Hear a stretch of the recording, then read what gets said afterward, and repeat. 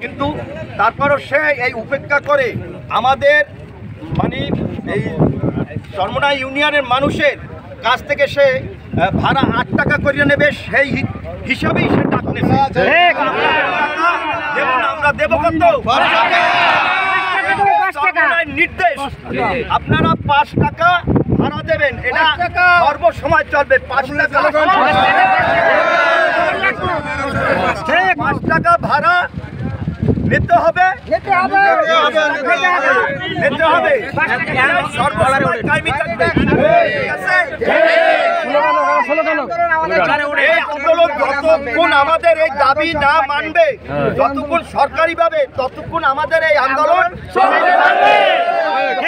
আমরা সব একসাথে যাব না। জি যাবেন, যখনই যাবেন 5 টাকার বেশি ভাড়া জি যাবেন। আমরা সর্বসময়, আমি এই ওয়ার্ডের মেম্বার, আমি সর্বসময় এখানে থাকি।